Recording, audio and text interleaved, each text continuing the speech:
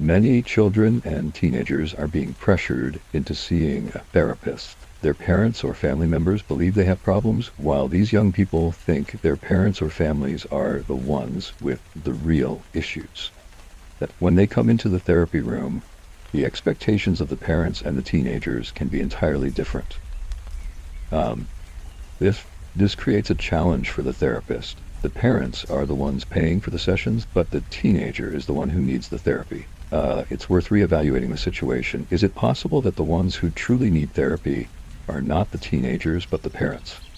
In my clinical practice, I often encounter families where it's not the teenager who's overly anxious, it's the parents.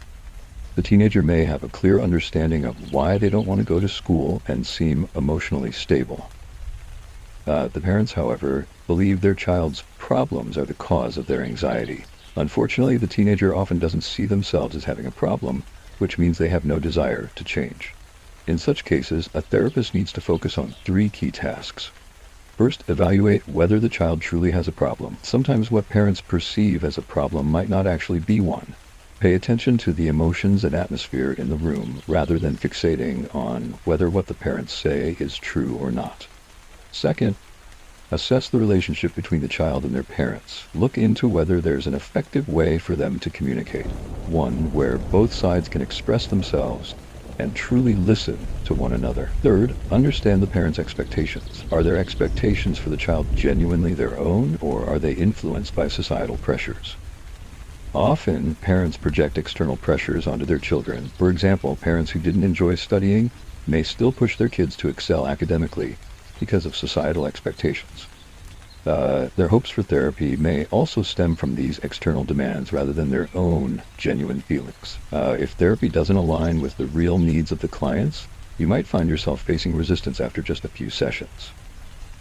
When a teenager says, "I don't have a problem," it doesn't necessarily mean they're problem-free. Similarly, when they claim, "I don't want therapy," it doesn't always mean they're opposed to it. Once teenagers experience the benefits of therapy, they're often more motivated than their parents to continue. Parents may interpret a teenager's reluctance as proof they don't want therapy, but this could actually be a form of projection. Refusing therapy might also be the teenager's way of expressing dissatisfaction with their parents. Another factor is that teenagers often view therapists and parents as being on the same team, because they're both adults involved in a financial transaction. Sometimes, parents even try to secretly discuss therapy sessions with the therapist after the session ends, which makes teenagers feel disrespected and that their privacy isn't protected. In such situations, refusing therapy becomes a form of self-defense. When working with children and teenagers, don't rush into setting therapy goals right away. Take time to evaluate the situation first.